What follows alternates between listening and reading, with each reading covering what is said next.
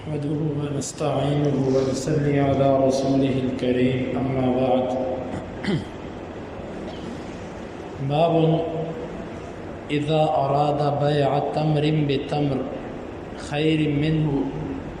یہ باب ہے جب کوئی آدمی ایک کھجور کی قسم کو عمدہ کھجور کی قسم سے تبدیل کرنا چاہے تو وہ کیا کرے.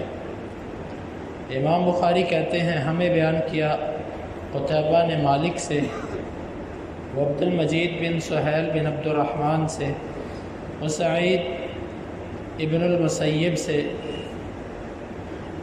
وہ ابو سعید الخدری اور ابو ہریرہ رضی اللہ عنہما سے کہ بے شک رسول اللہ صلی اللہ علیہ وسلم نے استعمل رجلا علی خیبر، آپ نے خیبر کی زمین پر ایک آدمی کو عامل بنا کر بھیجا. فجاءہ بتمر جنیب، وہ آپ کے پاس جنیب کھجوریں لے آئے.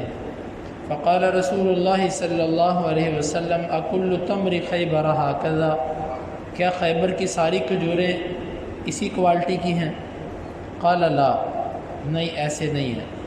واللہ یا رسول اللہ، اللہ کی قسم اللہ کے رسول، انا لناخذ الصاع من هذا بالصاعین، اس عمدہ کھجور کا ایک سا ہم دوسرے 2 سا کے بدلے میں خریدتے، والصاعین بالثلاث، اور اس کے 2 سا 3 ساؤں کے بدلے میں خریدتے.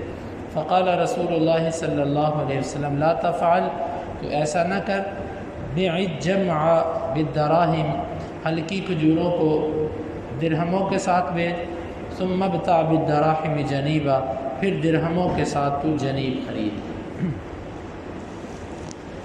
نبی صلی اللہ علیہ وسلم نے خیبر کی سرزمین پر ایک آدمی کو عامل بنا کر بھیجا. عامل کا مطلب یہ ہوتا ہے کہ کسی معاملے کا ذمہ دار، نگران. یہاں پر عامل کا معنی ہے زکوٰۃ اکٹھی کرنے کے لیے بھیجا، عشر اکٹھا کرنے کے لیے بھیجا. جاؤ خیبر کی سرزمین سے عشر لے کر آؤ. اور صحابی جب وہاں پر گئے، وہاں پر مختلف قسم کی کھجوریں انہوں نے زکوٰۃ میں لی.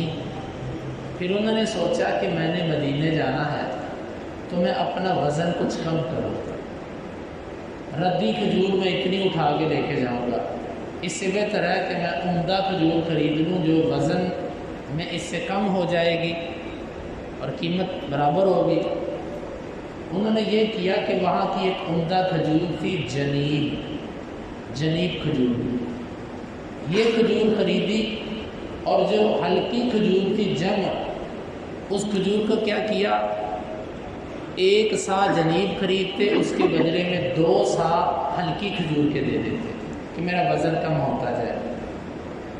جب نبی صلی اللہ علیہ وسلم کے پاس لائے کھجوریں، آپ نے کھجوریں دیکھی تو آپ نے فرمایا کہ کیا خیبر کی ساری کھجوریں اس کوالٹی کی ہوتی؟ اس سے کہا نہیں. آپ نے فرمایا پھر یہ کیا ہے؟ انہوں نے کہا اللہ کے رسول، میں ایسے کرتا تھا کہ ہلکی کھجور کے 2 سا اور عمدہ کھجور کا 1 سا خرید لیتا، یا ہلکی کھجور کے 3 سا اور عمدہ کھجور کے 2 سا خرید لیتا. آپ نے فرمایا ایسے نہ کرو، اگر تم نے عمدہ کھجور خریدنی ہے پھر تم یہ کرو کہ پہلے ہلکی کھجور کو درہموں کے بدلے میں فروخت کرو اور ان درہموں سے عمدہ کھجور خریدو. یعنی کہ آپ صلی اللہ علیہ وسلم نے ایک جنس کے اندر عمدہ اور ہلکی کوالٹی کے تبادلے کا طریقہ بتا دیا کہ تم نے اگر عمدہ اور ہلکی کا فرق رکھنا ہے تو پھر تم تبادلہ نہیں کرو. جب تبادلہ کرو گے تو تمہیں برابر کرنا پڑے گا، چاہے ایک طرف اجوا کھجور ہو، چاہے ایک طرف سب سے ہلکی کھجور اصیل کہہ لو یا اس سے بھی کمزور کھجور ہو. جب کھجور کا کھجور سے تبادلہ کرو گے تو برابر پہ کرنا پڑے گا. 5 کلو اجوا لینی ہے کھجور کے بدلے میں، تو اس کے بدلے میں تمہیں اجوا والے کو 5 کلو کھجور لینی پڑے گی، چاہے ہلکی کوالٹی کی کھجور دوسرے کے پاس ہو. اگر وہ یہ کہتا ہے کہ نہیں میں نے ایسے نہیں کرنا، تو پھر طریقہ یہ ہے کہ ہلکی کھجور والا اپنی کھجور کسی کو پیسوں کے بدلے میں بیچے اور ان پیسوں سے عمدہ کھجور خریدے. اب جنس بدل گئی، جنس ایک نہیں رہی، یہ ٹھیک ہے. یہی اصول ہر جنس میں چلے گا۔ سونا آپ کا 20 کیرٹ کا سونا 24 کیرٹ کے سونے سے تبادلہ نہیں ہوگا۔ اگر تبادلہ کرنا تو برابر پہ کرنا پڑے گا۔ آپ یہ نہیں دیکھو گے کہ جی میرا 24 ہے اور اس کا 20 ہے، برابر پکڑو۔ ہاں اگر فرق کرنا ہے تو پہلے 20 کیرٹ کو بیچ کے اس کے پیسے پکڑو، چاہے اسی دکان میں بیٹھے بیٹھے پھر تم کہو کہ لو اب ان پیسوں کا تم مجھے 24 کیرٹ کا سونا دے دو، یہ ٹھیک ہے۔ کوئی بھی ایک جنس جو ہوگی اس میں تبادلے کا اصل طریقہ یہ ہے۔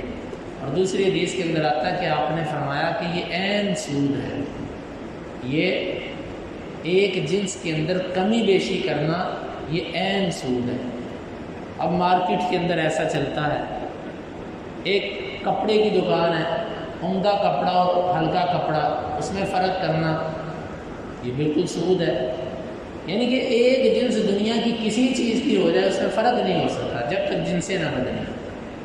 تو یہ اللہ کے نبی صلی اللہ علیہ وسلم نے ہمیں ایک قاعدہ بتلا دیا۔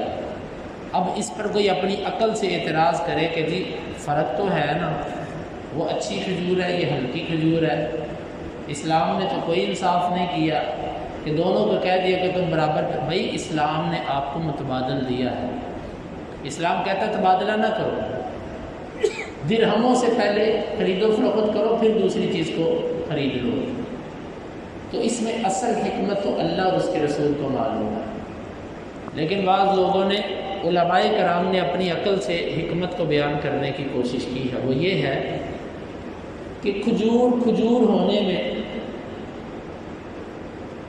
بھوک ختم کرنے میں، کھجور کی تاثیر ہونے میں تقریباً ساری چیزیں برابر ہوتی ہیں۔ اجوا کھجور ہو کہ عام کھجور ہو، کھجور ہونے میں، بھوک ختم کرنے میں اور تقریباً تاثیر میں سب کی سب برابر ہوتی ہے۔ معمولی ذائقے کا فرق ہوتا ہے۔ تو وہ کہتے ہیں کہ جب معمولی ذائقے کی بنا پر قیمتوں میں کمی بیشی نہیں ہو سکتی، یعنی کہ تبادلے کے وقت، ایک جنس کے تبادلے کے وقت وہ کہتے ہیں کہ یہ انصاف نہیں ہوگا۔ تو اس لیے ضروری ہے کہ اصل کھجور کو دیکھا جائے اور دونوں کے اندر برابری کی جائے۔ میں کہتا ہوں یہ علماء کی بات ہے، نہ بھی کسی کو سمجھ آئے تو کوئی ضروری نہیں ہے، بس اللہ اور اس کے رسول نے ایک چیز سے منع کیا، ہمیں اس کی علت نہیں پتہ، وہ منع ہی ہے۔ اب اس حدیث سے چند باتیں معلوم ہیں۔ پہلی بات یہ ہے کہ انسان عمدہ چیز خریدنے کی رغبت رکھتا ہے۔ بعض زاہد قسم کے، صوفی قسم کے لوگ جو ہیں وہ عمدہ خوراک کھانے کو، عمدہ چیز خریدنے کو اسراف کہتے ہیں، یہ بات غلط ہے۔ انسان، بعض لوگ ہوتے ہیں بڑے نفیس مزاج، بڑا عمدہ مزاج ہوتا ہے ان کا، پھل خریدیں، کوئی کھانے کی چیز خریدیں، کوئی کپڑا خریدیں، کوئی جوتا خریدیں، ان کی کوشش ہوتی ہے عمدہ چیز خریدیں، اور اس میں کوئی اسراف نہیں ہے۔ ہاں اسراف انسان کو خود سمجھ آ جاتا ہے جہاں پر پیسے ضائع ہو رہے ہیں۔ مثال کے طور پہ ایک جوتا خریدتے وقت انسان لاکھوں روپے تک پہنچ جائے تو یہ تو صاف سمجھ آتی ہے اسراف کی۔ لیکن ویسے ایک بندہ کہتا ہے میں پھل ایسا خریدنا چاہتا ہوں جس پر داغ نہ ہو، صاف ستھرا ہو، موٹا تازہ پھل ہو، لذیذ ہو، تو یہ اسراف نہیں ہے۔ جس طرح کہ صحابی نے ہلکی کھجوریں دے کر عمدہ کھجوریں خریدی، یہاں سے معلوم ہوتا ہے انسان کا عمدہ اور باذوق ہونا، عمدہ چیزیں خریدنا۔ دوسری بات، اپنے آپ پر آسانی کرنا، اپنے آپ پر آسانی کرنا۔ اب صحابی بھاری کھجوریں، زیادہ کھجوریں خرید کے لاتا جو ردی ہوتی، اس نے اپنے نفس پہ آسانی کی کہ اس نے وزن تھوڑا کیا کہ میں عمدہ کھجور بھی خرید لوں گا اور اس کے بدلے میں میرے اوپر وزن بھی کم ہو جائے گا۔ انسان کو اپنی زندگی کے معاملات میں ہر طریقے پر یہ سوچنا چاہیے کہ دنیا کا وزن میرے اوپر کم کیسے ہو سکتا ہے، اس کے لیے وہ کوشش کرے، جستجو کرے۔ اور تیسری چیز کہ اسلام نے ہمیں یہ ایک جائز حیلہ بتلایا کہ تم نے اگر جنس کا تبادلہ کرنا ہے، ایک ہی مجلس میں بیٹھ کے تم پہلے ایک چیز کو پیسوں سے بیچو، اس سے پیسے پکڑ کے اسی جگہ پر بیٹھ کر دوبارہ پیسے اس کو واپس کر دو کہ لو جی یہ پیسے آپ پکڑے، اب مجھے فلاں چیز دیں۔ یہ حیلہ اسلام نے ہمارے لیے جائز قرار دیا ہے۔ اللہ رب العالمین سے دعا ہے کہ اللہ تعالی ہمیں ان احادیث کو سمجھنے کی اور ان کے تقاضوں کو پورا کرنے کی توفیق عطا فرمائے۔ اللہم انفعنا بما علمتنا۔ اور اس سے یہ بات بھی معلوم ہوئی کہ اگر کسی بندے کو کسی چیز کی حرمت کا علم نہ ہو اور بعد میں اس کو پتہ چلے تو ضروری نہیں ہے کہ وہ اب اس چیز کو واپس کرے، ختم کرے۔ اب اس صحابی کو نہیں پتہ تھا کہ یہ بیع جائز نہیں ہے، نبی صلی اللہ علیہ وسلم نے اس کو واپس نہیں بھیجا چلو خیبر جاؤ اور ادھر جا کے تم یہ کھجوریں واپس کر کے آؤ۔ بعض لوگ یہ مسئلہ پوچھتے ہیں، میں یہ بات اس لیے کر رہا ہوں کہ جی ہمیں پتہ نہیں تھا ایک مسئلے کا، ہم حرام طریقے سے کمائی کرتے رہے، اس کے بعد اللہ تعالیٰ نے سمجھ دی، ہم نے توبہ بھی کر لی، اب وہ جو حرام کمائی ہمارے کاروبار میں شامل ہو چکی ہے، اس سے ہم اپنا گھر بنا چکے ہیں، گاڑی لے چکے ہیں، اس کا ہم کیا کریں؟ تو ایسا کچھ نہیں ہے، اس کے لیے آپ نے استغفار کر لی، استغفار آپ کے گناہ کو مٹا دے گی، لیکن شرط یہ ہے کہ آپ کو مسئلے کا پہلے علم نہیں تھا، آپ نے استغفار کی معاملہ ختم۔ کتنے صحابہ کرام پہلے سود جب حرام نہیں تھا تو سود بھی وہ لیتے تھے، شراب حرام نہیں تھی، اس کی کمائی بھی داخل تھی، تو اللہ کے نبی نے تو نہیں کہا تھا کہ اپنے گھروں میں سے اور اپنے مالوں میں سے اتنے پیسے ضائع کر دو جو حرام کام کے تمہارے کاروبار میں داخل ہے۔ تو جس چیز کا علم نہ ہو اس سے پہلے وہ چیز معاف ہوتی ہے، جیسے ہی علم ہو پھر اس چیز کو فوری طور پر واپس کرنا، لوٹانا، یہ کوئی لازم نہیں ہے۔ جس طرح کہ آپ نے اس صحابی کو نہیں بھیجا کہ جاؤ خیبر واپس جا کر ان کھجوروں کو واپس کر کے آؤ۔ اور جہالت عذر ہوتی ہے ان حلال اور حرام کے مسائل میں، اور یہ بھی ہے کہ ایک عالم دین کو، ایک بڑے آدمی کو اپنے شاگردوں کے، اپنے متحدوں کے کاروباری معاملات اور ایسے معاملات کی بھی جانچ پڑتال کرتے رہنا چاہیے، تاکہ وہ اگر اس کا کوئی ساتھی کسی ناجائز معاملے میں شریک ہے تو وہ اس کو اس سے نکالنے کی کوشش کرے۔ اللہ تعالیٰ سے دعا ہے وہ اس پر عمل کی توفیق دے۔ اللہم انفعنا بما علمتنا وعلمنا ما ينفعنا وزدنا علما وآخر دعوانا ان الحمد للہ رب العالمین۔ حدیث نمبر 2201 اور 2۔